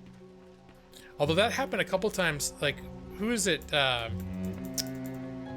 there's a few people in here that live in this area. I know Red Chaos, but there's that guy, and I know he's like maybe 16 or 17. Maybe he's 18 now, I don't know. And he lives nearby. And I remember at one point I was like, oh crap, I'm gonna be, like he said where he was that weekend or something, and I'm like, I might be over there, we should meet up. And it was just like a comment I threw out. Like, it wasn't like I was in the middle of making plans. And then, like, after the stream, I remembered that I said that, and I was like, wait, isn't that guy like 16 or 17 years old? Like, and then all of a sudden I felt real creepy for having been like, yeah, let's meet up. So you never did much real D&D, you don't feel you have the patience anymore. The closer you've gotten is... Borderlands 2 Tiny Tina DLC. Now, I had a Dungeons and Dragons campaign going with my high school friends for about 4 years until everyone started moving away for college. And then when I was around 30 or so, I was involved in a game for about a year. When I lived here in the Portland area before, there were some people that I met through my job who had a D&D game going. And I played that for about a year and a half, and that was fun. Well, it's freaky. But then, I think they started playing Magic the Gathering instead. And I never wanted to get into Magic the Gathering. I just was like, it didn't super appeal to me. And then I thought, well, if I give it a chance, I probably get really into it, and that's just one more thing I'll obsessively want to spend a lot of money on that I don't feel like I want. I don't want to voluntarily cause that to happen. It'd be a different matter if for some reason I heard about Magic the Gathering and I was like, oh my god, I would love to play that. But it's always like, I don't know if I want to play that. I mean, I probably like it, but I'm not that interested. Your DM now is basically the coolest guy in the room. Well, that was at my wedding. Fudarira was my best man, and that was like, he did his toast, and that was the opener. It had the whole room laughing. He's like, I've known Ryan for 25 years. He was my dungeon master. Like, he just had this whole timing thing, and it was like perfect, but it was so funny. And that was literally when we first met. We used to play Dungeons and Dragons after school over the phone. We would talk on the phone, and like, I'd have my stuff out, and he'd be on the other end, and I'd be like, okay, so the goblins attack. What do you do? And I'm gonna hit him. Do this, whatever. It's funny. You're working on your next campaign map. All right. Need a little more time to finally finish it. It's been a couple months. No, I did all the die rolls. I did not. When I was playing D&D over the phone, there was no honor system when it came to dice. In fact, if anything, it was like I could have been fudging all the die rolls. Play Magic at lunch in school. Yeah, I mean, Magic's been on my radar. It's just, and I recently. What is it? Last month we went to, is it Vanguard Game? What's that place called? The big gaming place that's near OMSI in Portland. Well, I can't remember the name. It's like it's the place everyone talks about. I want to say Vanguard Games, but I don't know if that's right.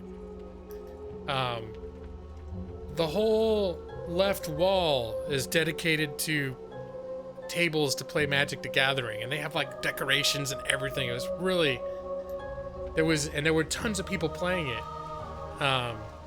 Guardian Games, that's what it's called. I think it's Guardian Games.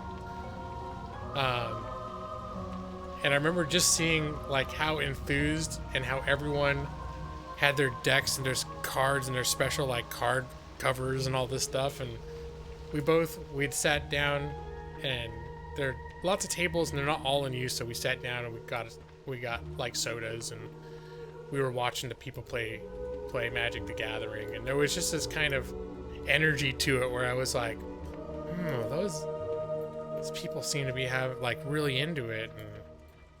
And occasionally I'm like, no, I don't think I should. I could do an MG bot in chat. Is that one of the... Oh, Magic the Gathering bot? Is that the one where the bot is always having the people in chat fight monsters? I don't know. Get experience points. I'm so awful with all the frills like that people do to try to make their channels interesting and keep people engaged. It's never... I never took advantage of any of those resources. RNG. The good old D&D days. Let's see. Somebody had the expendable income when you were young to play Magic. I've just realized I was missing things. You haven't played in decades. You still have your cards. Are you even too lazy to see if I can sell them? Well, then also it seems like it's one of those things where every few years they release a new edition, and don't they do that? And then they say all the old cards are not valid anymore. I don't know. I just feel like it's that kind of thing where... And D&D is a little bit the same way. They're always coming out with new editions. But, and if you want to go to like official D&D tournaments, I think you have to play whatever the most recent edition is.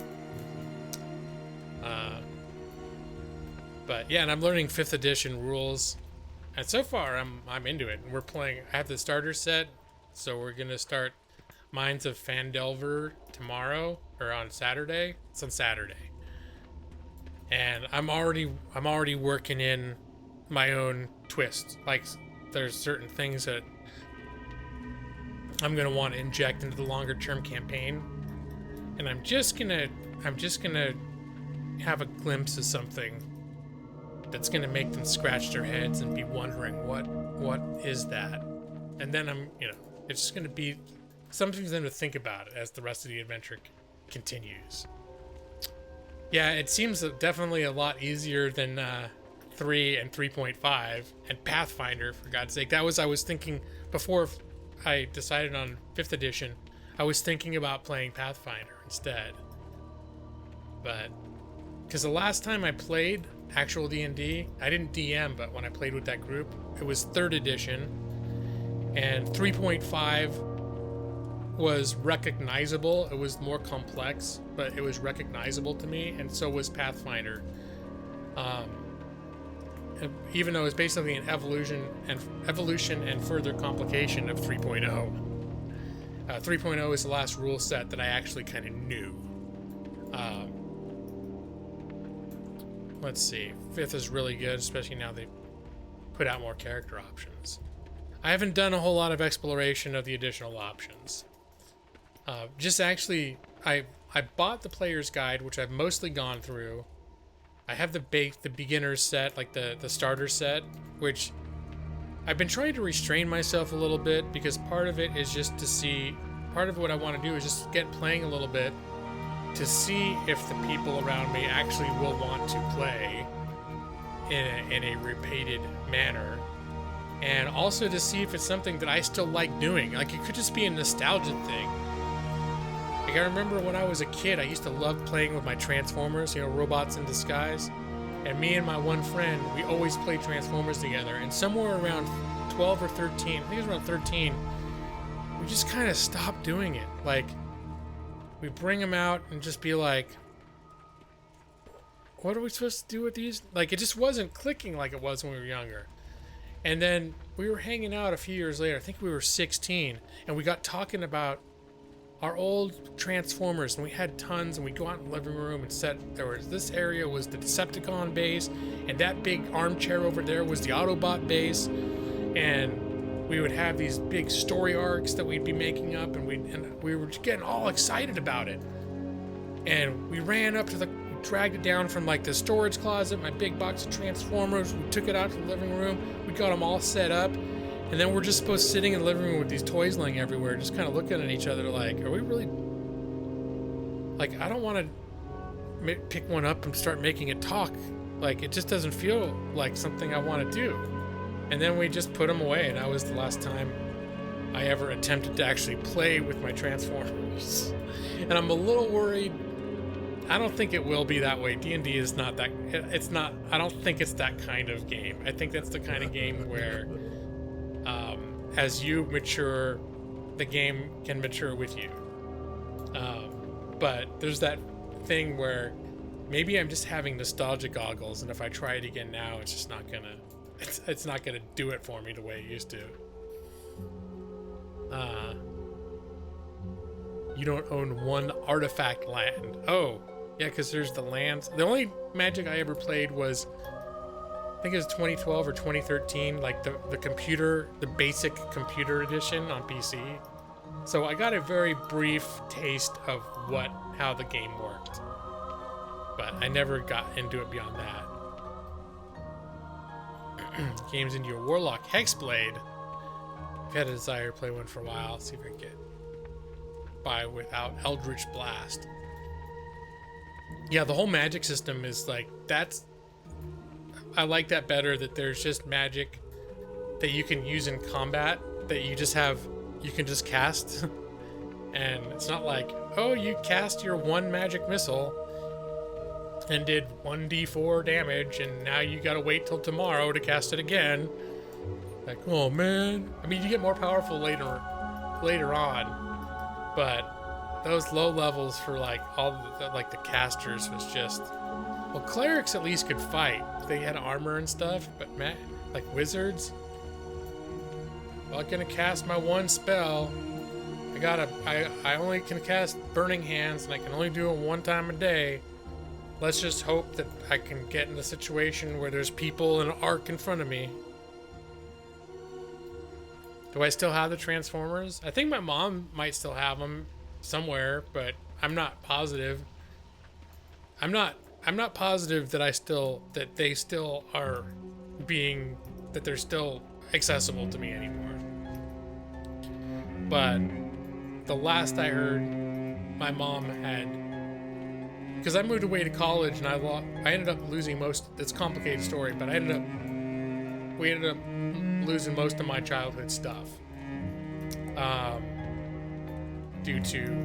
But it's a long story, but I think that my box of Transformers was pretty much the one thing that my mom made a point to keep out of storage. And it was just all the stuff that had gone into this storage ended up, like, I ended up not having it anymore eventually. There was no place to put it, and I couldn't afford to pay for it, so they claimed it. But she rescued the Transformers, and so the last I heard, she still had them like up in her rafters in the attic or somewhere. But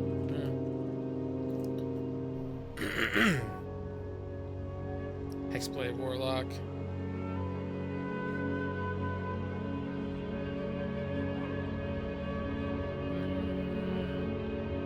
Hundreds of dollars worth of Lego, and you give them to your godson. I used to like Legos a lot too. Although I think I was into Transformers longer than I was into Legos.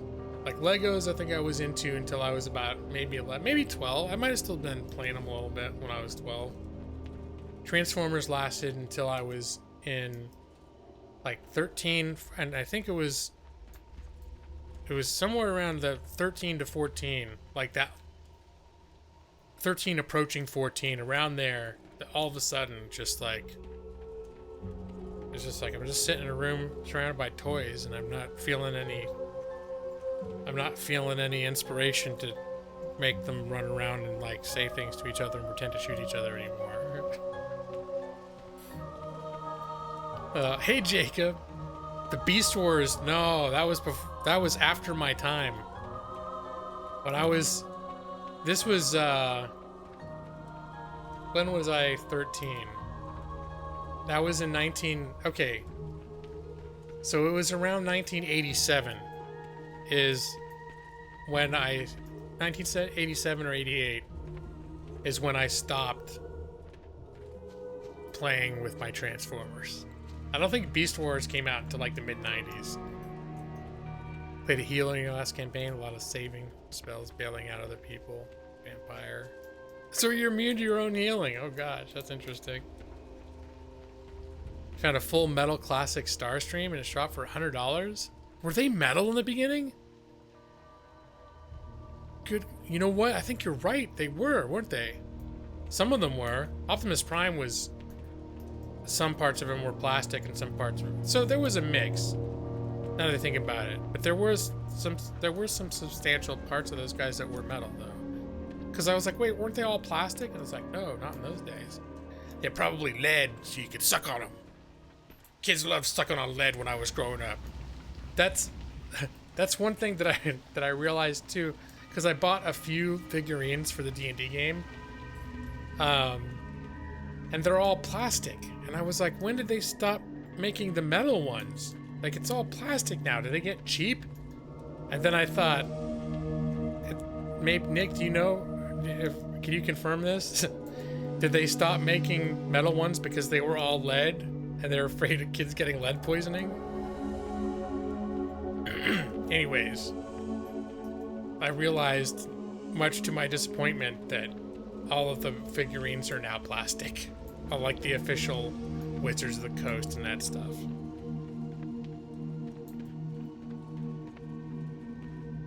Cassette player, Soundwave.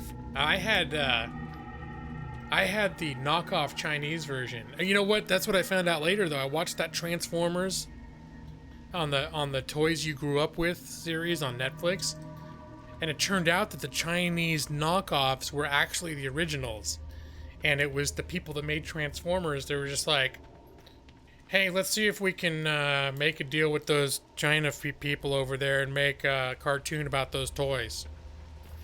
But I bought, it was the Chinese version of Soundwave, and across the front it said Cassette Man. Instead, I think it said it right on the toy, Cassette Man. I got so much crap from my other friend about, because he had the real Soundwave.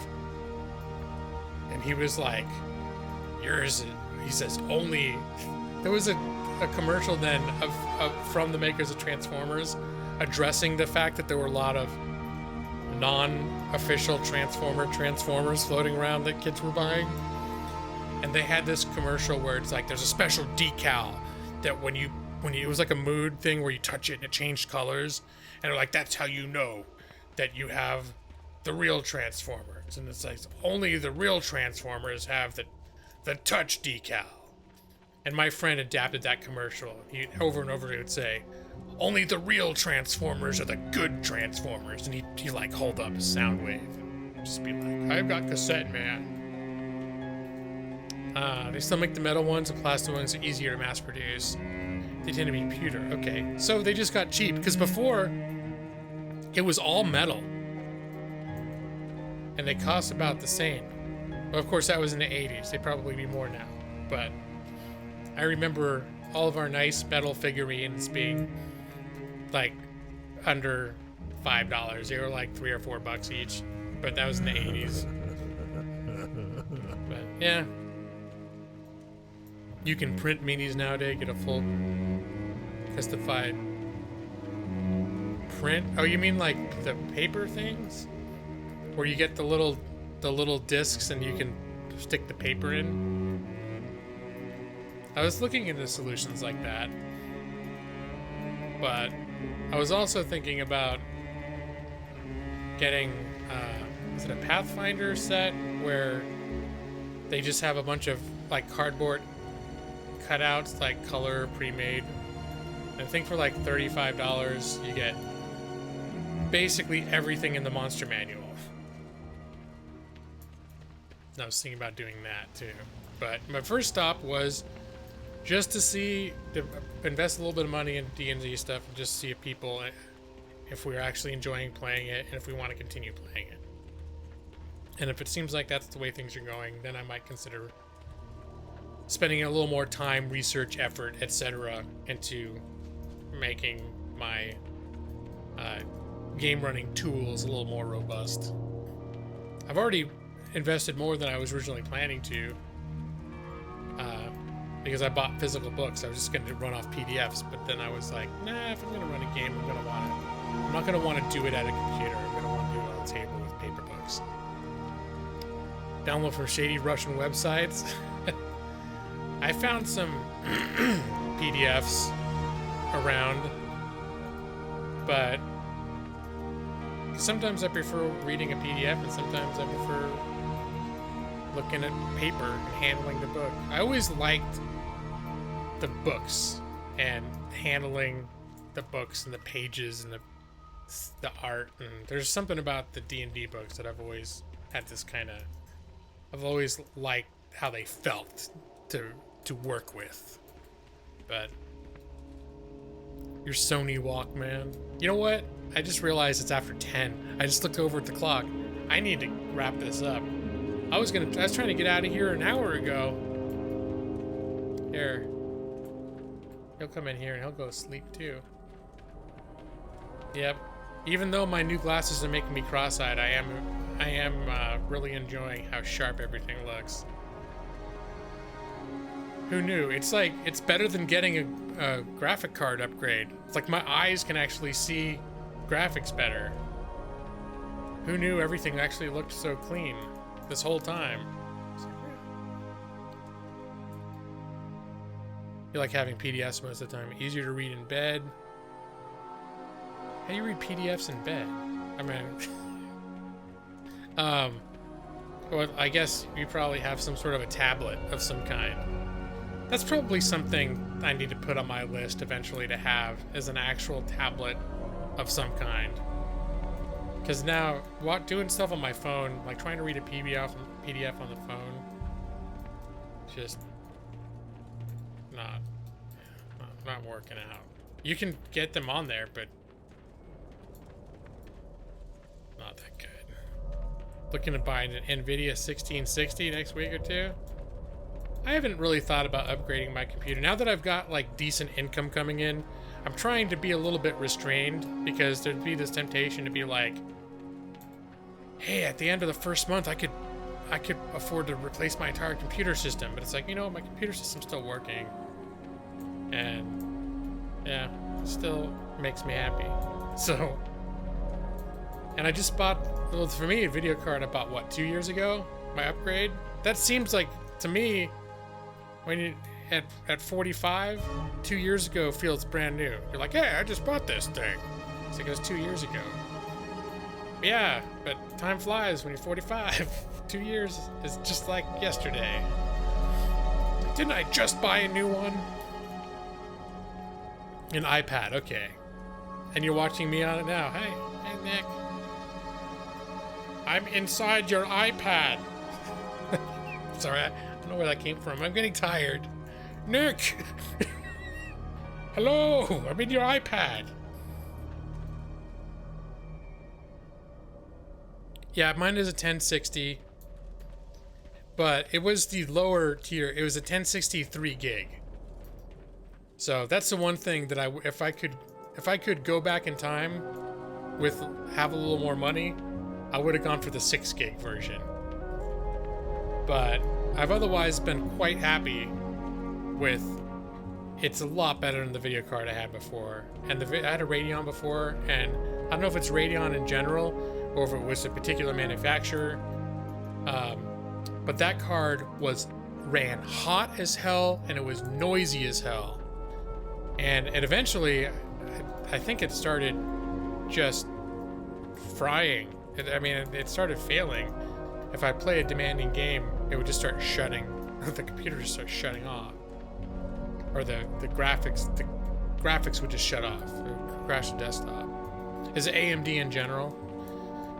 So I was used to always worrying about my heat and managing my heat, and then I got the NVIDIA, and it's like, I think it runs at around 50 Celsius, but is sort of where it goes and where it stays.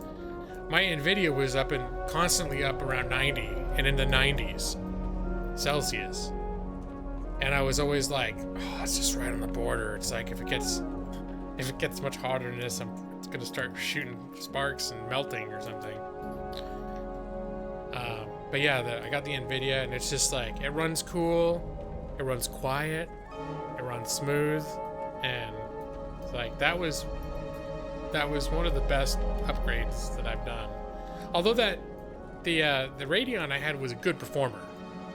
It was a really good performer, but it was loud and hot as hell. How do I free you, G-Law? Nick, I don't know how I got into your iPad. Help me! I'm touching your screen now. Let me out. How did I get tiny? I don't know. See, that was I have to practice my role-playing scenarios too. That was my performance of Trapped Inside Nick's iPad by G-Law. Okay, let's get out of here. Deep, and then we'll go to the old. There we go. Oh, Food Brother, the bird's good. Bird, hi bird. I can see her right now.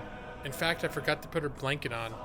That's the one thing here is it stays, once you get out of winter and you get like in spring and getting closer to summer, it stays dark or stays light later and later, a lot later than you're used to in California.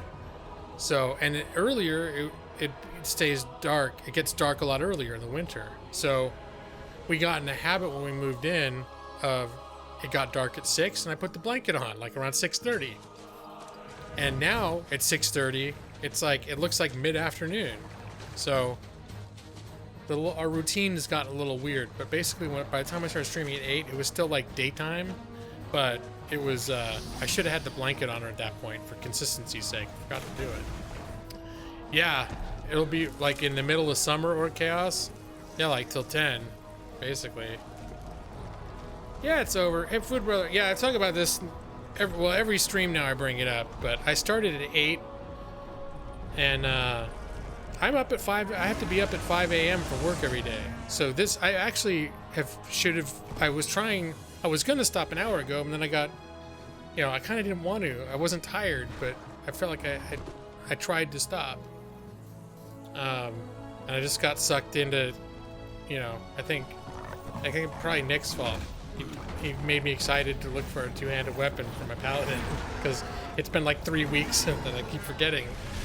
But anyways, yeah.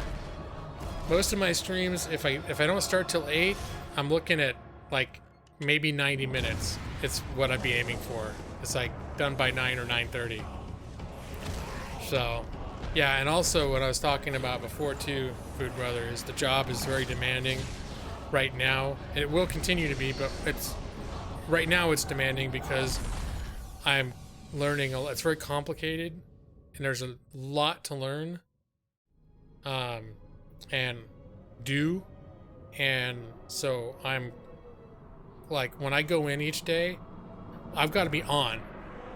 Like, it's not like I can just drift in there half asleep because I stayed up too late the night before, and just kind of just get through the day. I got to be on when I go into this place. So the idea of like, oh yeah, well, I'll just get 4 hours sleep tonight or something and it'll be cool because it's Friday. It's like, no, it's not going to be cool. There's going to be problems if I go in kind of like, huh? Wait, I'm a little slow today. It's like, nope, sorry. So anyways, let me see. I should look into maybe doing a raid. Yeah. That's something that's good to do. I won't be able to hang out very long. But yeah, job is going good. But definitely it's demanding, and I feel like it's a thing that once I do more or less learn the general how to do everything of the job. They say it's still constantly changing and there's constant learning to do because it's always a work in progress, the way that this kind of job runs, because you're always adapting to changing circumstances. But there is sort of a baseline of you learn how to do everything and then the process by which these adaptations occur and everything. But from what I can see, once you learn everything, then you got to be on all the time because the work itself just requires you to be very mentally agile to handle things as they come up, and there's a lot of quick thinking on your feet to keep things running in the way that they should. But anyways, let's see.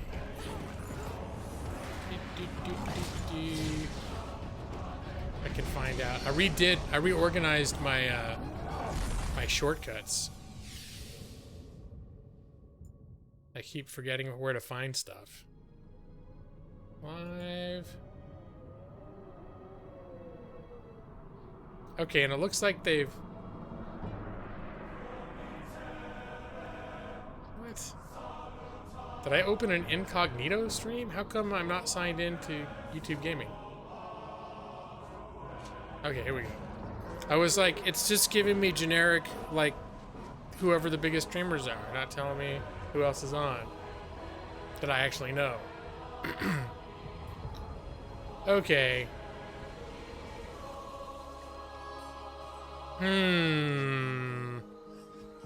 Okay, I think I know. Yeah, incognito is like... It's a mode you can open up your windows on that's like not... It's like a not logged into anything. So occasionally I'll use it when I want to look at my own social media without, like, from the perspective of someone who's not me. Like, what would a random non-subscribed person see? But so for some reason, when I opened up the YouTube Gaming and it was not signed into me, I was like, did I somehow open up an incognito version of it? It's the porn setting. That's right.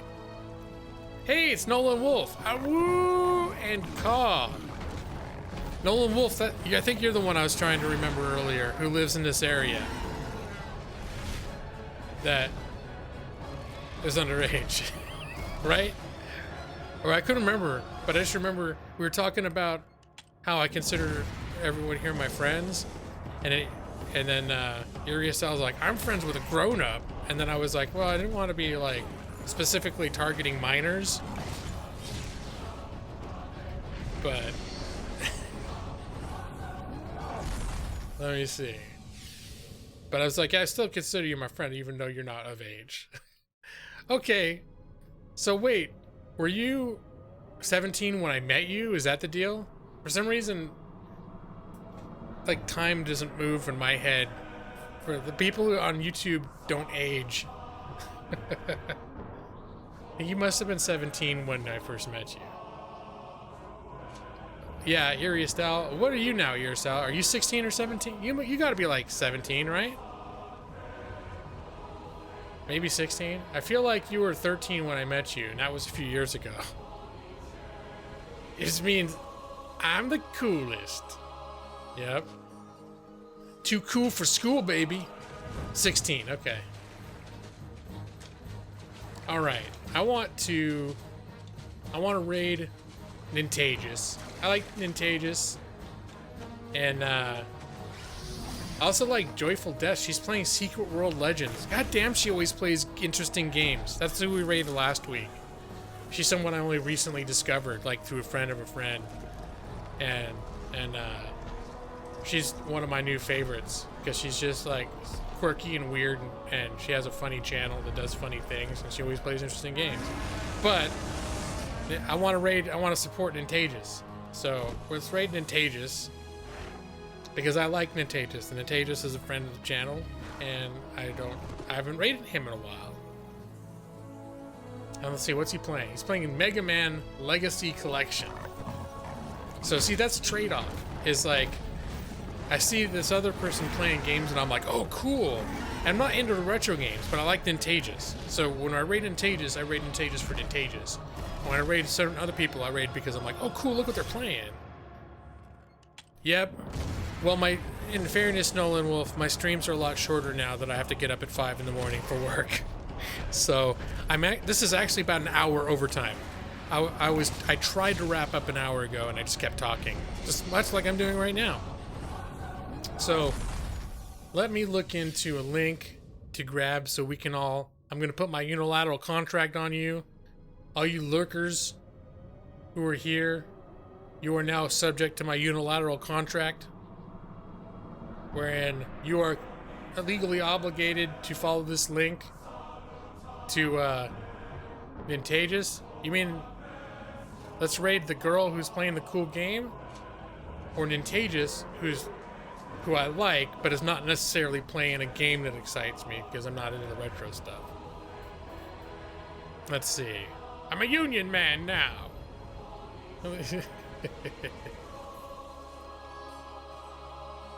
Countdown timer to your 18th birthday. Yep, it's in sight, Iriasdel.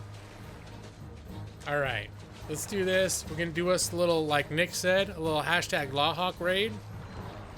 And thank you all for being here.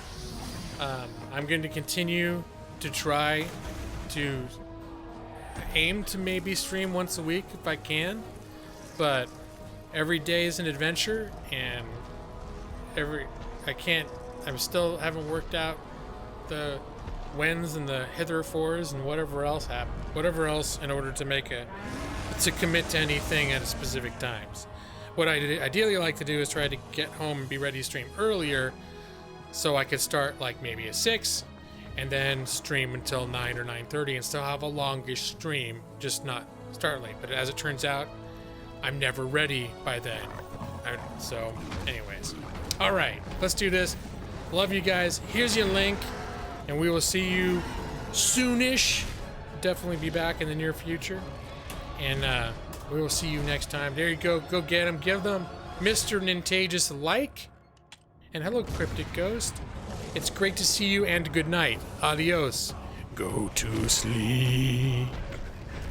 I'll be waiting for you in